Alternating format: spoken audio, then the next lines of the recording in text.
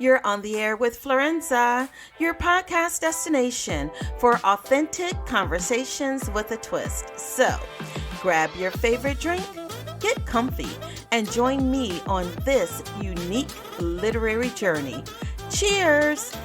On today's episode of On the Air with Florenza, I'm joined by broadcaster, editor, and author Stig Abell to unravel the chilling layers of his newest thriller, The Burial Place. From hidden histories to haunting truths, get ready for a conversation where crime fiction meets razor-sharp insight. Please put your hands together and welcome Stig to the show. Thank you so much, Stig, for joining me on this episode of On the Air with Florenza, where in just a few minutes, we are going to talk about your amazing book, The Burial Place. And when I say I have so many questions, oh my gosh, I have so many questions. But before we even get to all that, we are going to toast to an amazing show. And I've got a little cab, and you are drinking. Oh, Stig. Now, I know before we came on the air, you told me that was a little fizzy water, but tell me about the fizzy water. So basically, this is fizzy water, and I recommend this because you like fizzy water as well. We fizzy water fans need to stick together. But a couple of years ago, I got a fizzy water tap put into my house. So I have fizzy water on tap. Honestly, you don't have to buy bottles anymore. You just have to replace the gas sometimes. You got to do it. It's lovely. So I know it's boring. I know I'm drinking boring water. You're drinking lovely red wine, but I will toast you with great pleasure. Yes, toast, my friend. Cheers. Cheers. Mm-hmm. Now, my husband is going to be quite upset because as soon as I finish this interview, he is going to have to figure out a way to get me a fizzy water tap. Seriously, yeah, he's got to. He's got to. It's a test. Because I have one of those little gadgets that you like do one little, bottle at a time. You got to. Yeah, like a soda. We used to call them soda streams. Same thing. Man, I go through like one canister every 3 days. So I need a whole tap. You need the whole tap. You need the whole tap. And I'll talk to him if needed. If your husband's wobbling, just put him onto me and I'll talk to him. I sure will. And that may help my liver. Maybe there. It's the healthy option. It is. So tell us a little bit about yourself and tell us about your deliciously awesome book, The Burial Place. So Burial Place is the third in a series, but you can just read it if you haven't read the other ones. And I have this hero called Jake Jackson, who's a detective who used to live in a big city, and his marriage fell apart, and he got given this place called Little Sky. And the first book in the series is called Death Under a Little Sky. And Little Sky is this farmhouse in the middle of nowhere. There's no internet, there's no radio, there's no telephone. So it's a chance to remove himself from the modern world. But things being as they are, the modern world and the world in general keeps tugging him back, either in the form of a romantic relationship with a local vet, but also really crime and the past refusing to stay buried. So this occasion, near where he lives, there's an archaeological dig where they're digging up the past for 2,000 years worth of history. And at the dig, things start to go wrong. People start to get killed. There's this poison pen letter writer who's making mischief, and he ends up having to try and solve the crime of who's killing the people in the modern day and what connection they have to the distant past. To the past. Wonderful. We were just talking about The Burial Place. It thrives on atmosphere. What was your process for crafting a setting that feels like a character in itself? And I want to say it is equal parts haunting and hypnotic. Oh, it's so kind of you. And I really wanted to try that because I thought of the place really, and it doesn't exist. It's not a place in a corner of England somewhere. It's kind of an amalgam of places in my mind, but I can really see it and feel it. And there's two things. There's the sense of being isolated and being somewhere where nothing can happen. There's a Sherlock Holmes story where Sherlock Holmes and Watson are on a train, and they're in the countryside, the middle of nowhere. And Watson says, "Oh, how beautiful it is. It's lovely." And Sherlock Holmes turns to Watson and says, "No, no, no, no, no. In a city, There might be thugs, but there's always lights, there's always bustle, there's always people. In the countryside, there is vast expanse of nobody. It's dark at night. In the countryside, effectively, no one can hear you scream. So there's a combination, I think, of the beauty of it, there's the danger of it, and there's also this thing I keep harping on, which is the history of it. The Yeah. fact that wherever you walk, you're walking on the ground that someone else different Yeah. from you has walked upon, which I find the most. There's a phrase that I use, the poetry of history, the idea that wherever you walk, you're treading on the ground that someone else has trodden on. Actually, where I work by the River Thames in London, 500 yards from the place where Shakespeare put on plays, Oh. and I walk through the cathedral where he had to go and pray, and his brother is buried. So I live in a place where history just teems or everywhere, and that contributes, I think, to the feel of it all. Are you a spiritual person in that as you're walking in these spaces, you actually still feel the essence of those who have gone on and the legacy that they've left? I really, yeah, I don't know how. I'm not sort of orthodox spiritual Yeah. person, but I'm spiritual in exactly that sense. It's very acute that you sort of feel that way. Yeah, I do. I feel that it's sort of it's kind of humbling. It's kind of a useful perspective in life that whatever Yeah. is going on in your life, someone has suffered or someone has prospered or someone has experienced similar things or worse things or Yeah. better things, and you're not on your own. You're part of a great sort of web of the past. And yeah, I think about that all the time. And Yeah. again, we both love old churches. Yeah. And the reason why old churches are so wonderful is they just carry in the stone, in the gravestones, in the Yes. ground, they carry something, don't they? Yeah. Something clings to them. And I Hmm. think as a writer, generally, you're trying to conjure ghosts up. Crime writers are always trying to conjure the past up, and those two things kind of connect in my mind, I think. Nice. Love that. What inspired, talking about your protagonist, he walks the line between broken and brilliant.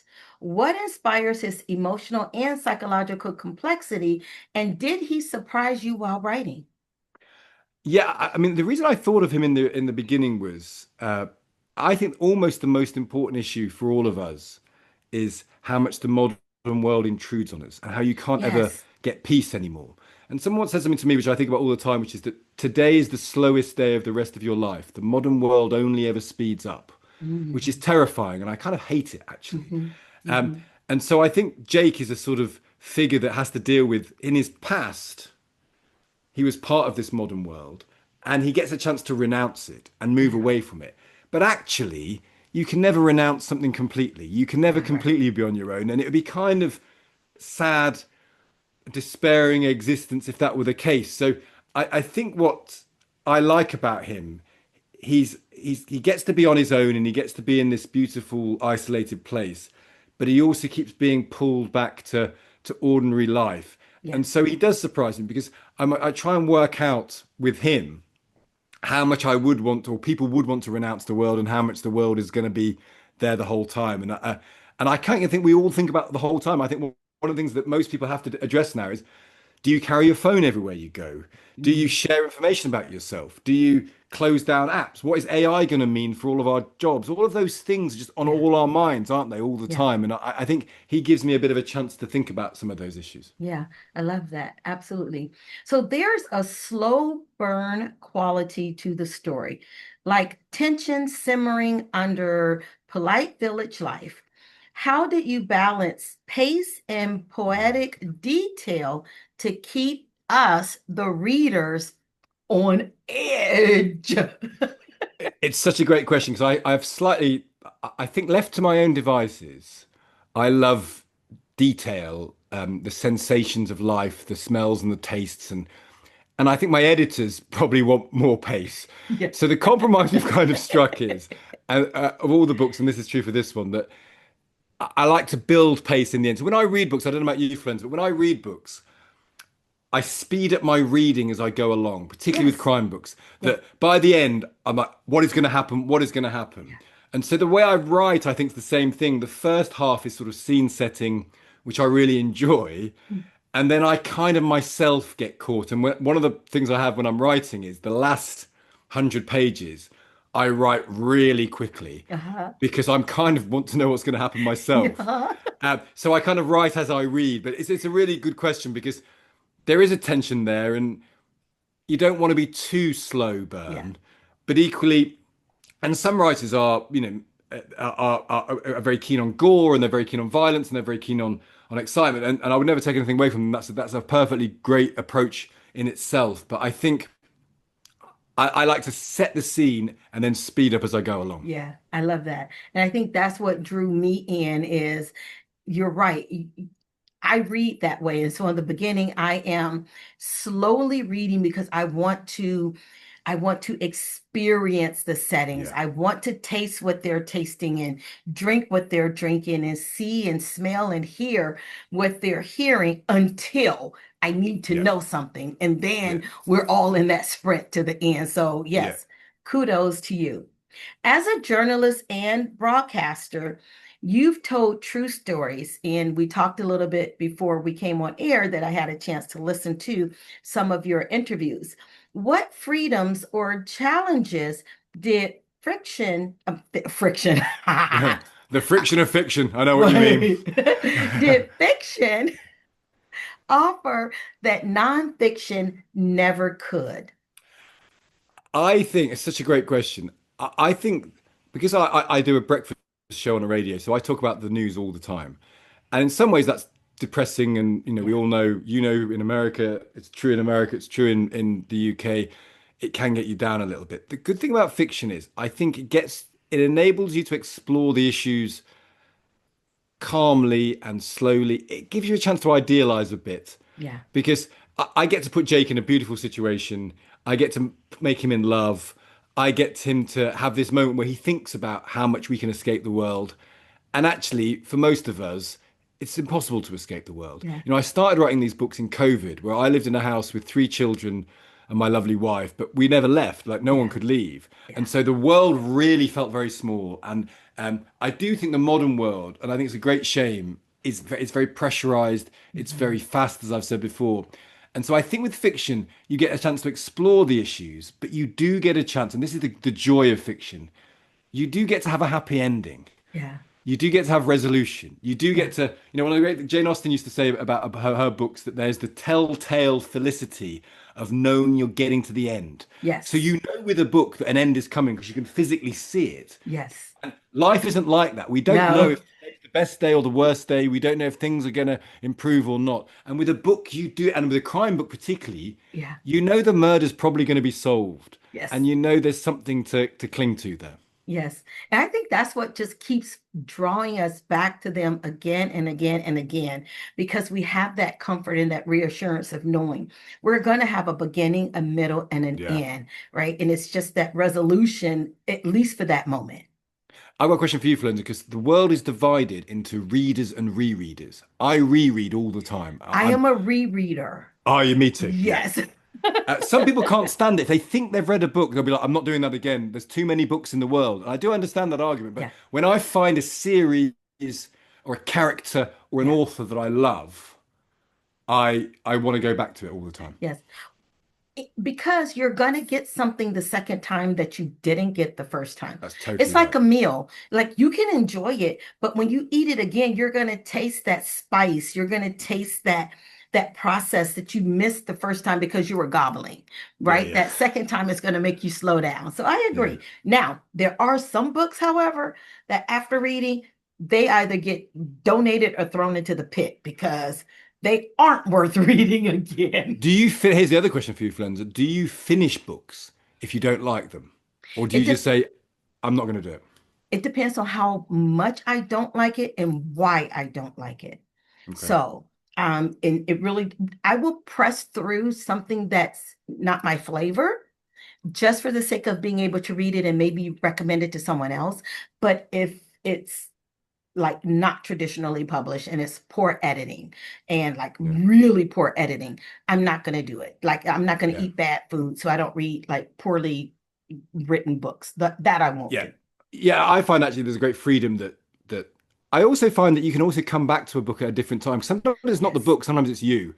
and actually it might be your life, and Yes. therefore it's quite good to come back to it sometimes. Yes, that's a true statement. That is a true statement. I have a bunch of them that I have to go back to, so I concur.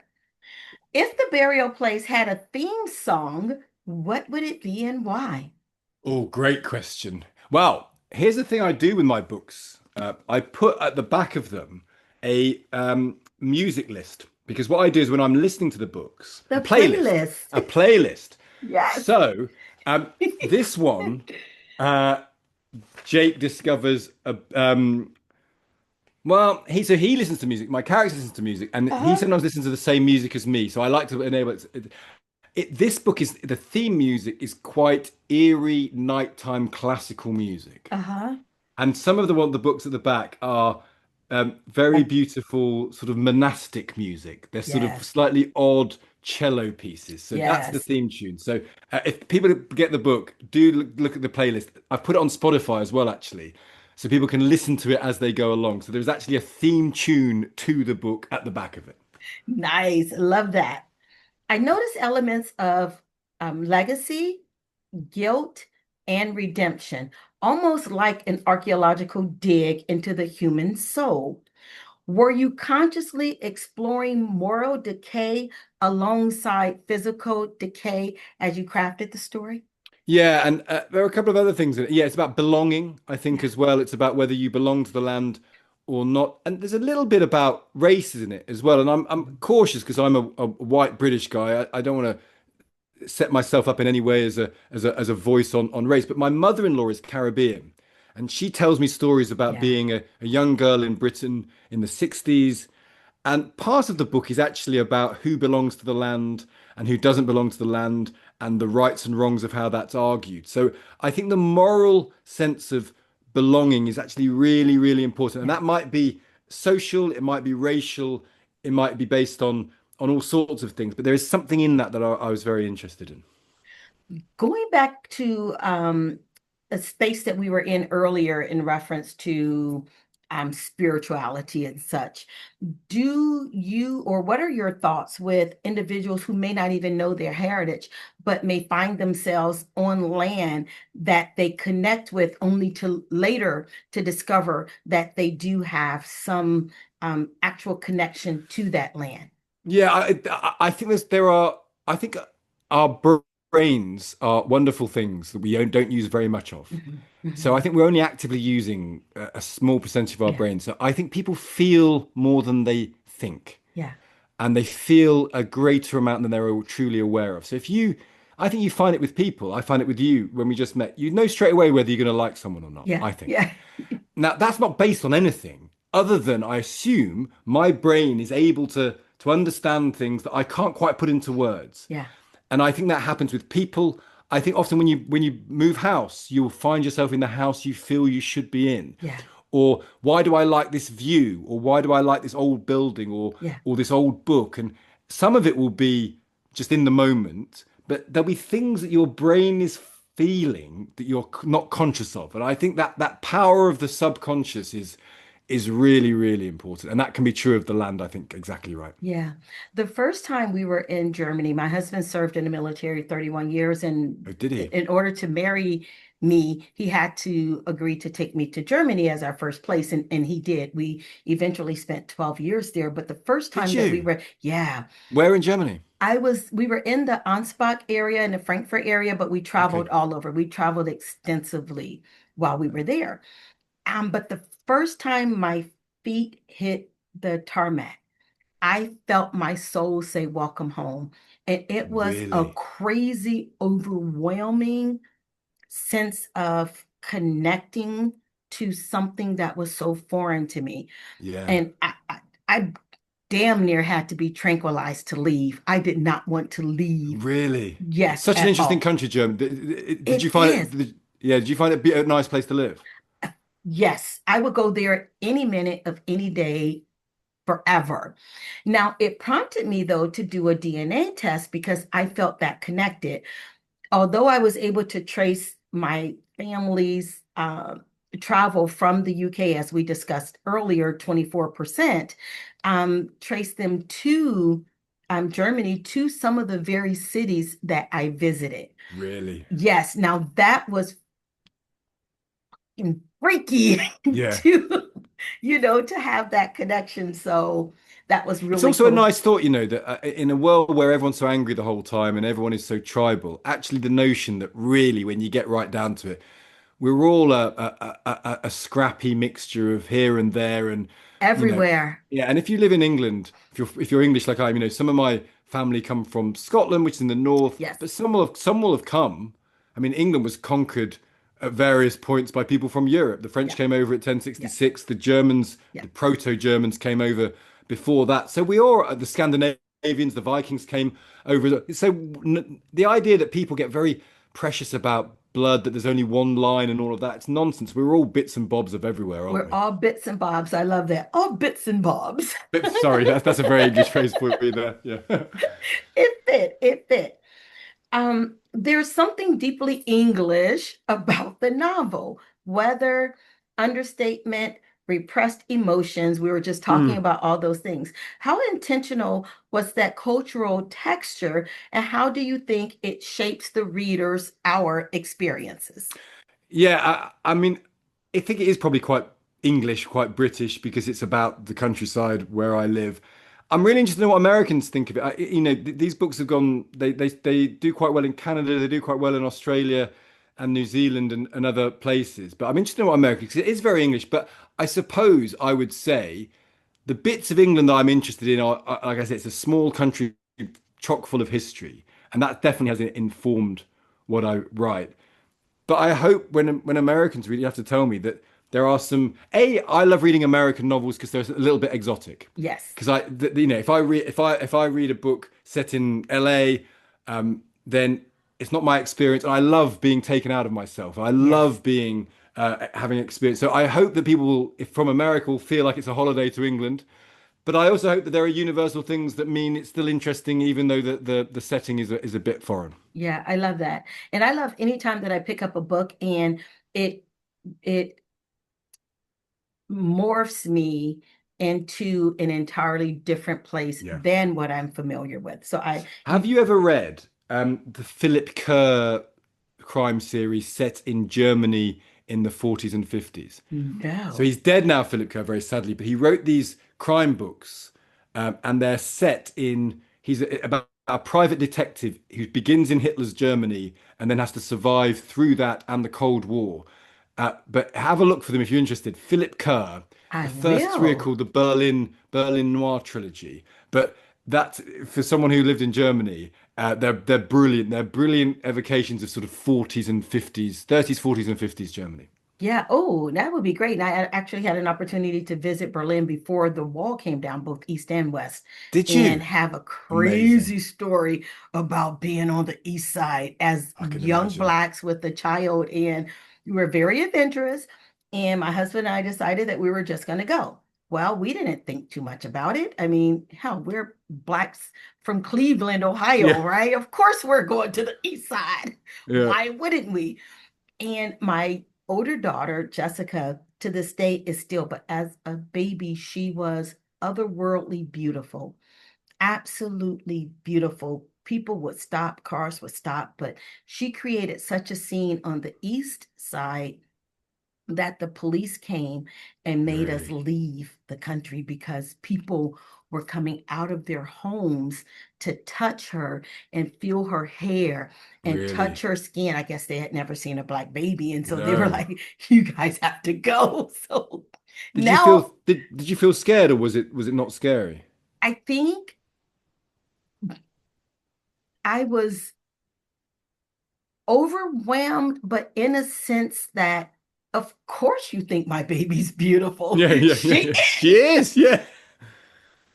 It wasn't until later that I realized, holy crap, that my child could have been like, snatched. But Well, now, well, that part of Germany, as you know, at that period, even though your husband's in the military, you can't guarantee anything there, can you? So you you are, can't. I mean, No, we were dumb.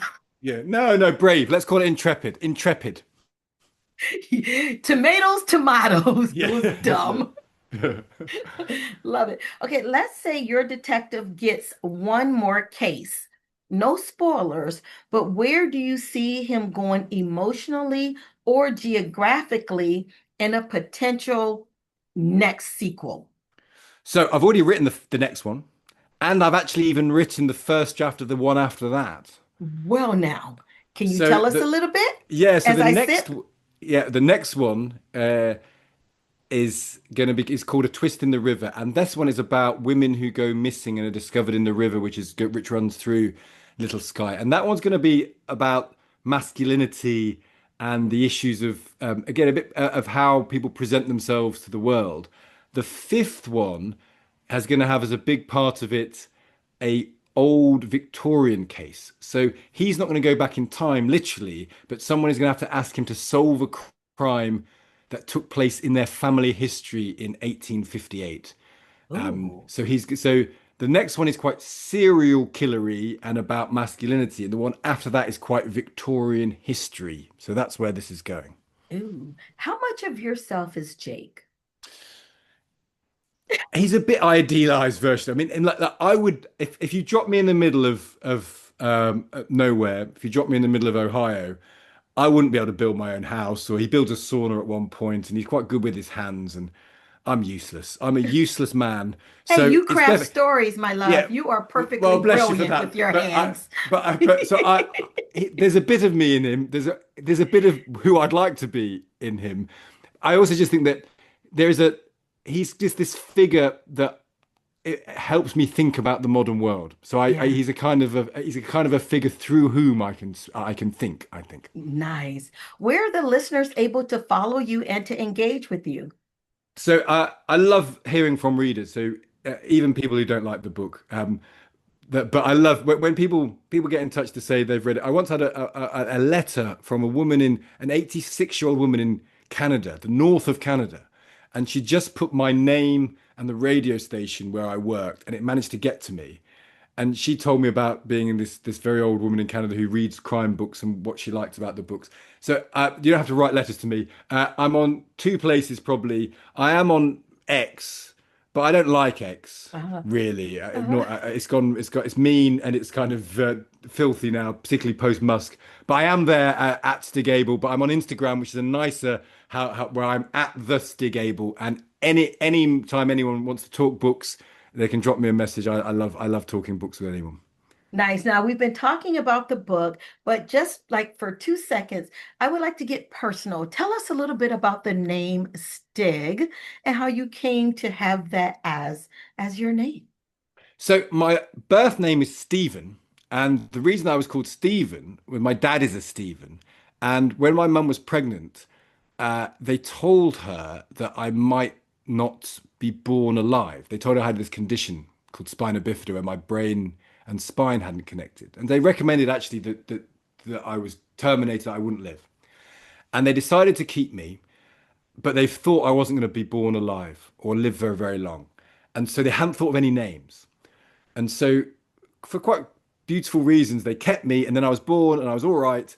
And they called me after my dad because they hadn't thought of any names. So I was a Stephen. So that's a great name, and I should have kept it. But there's a book that exists in Britain. I don't know how big it is in America called Stig of the Dump.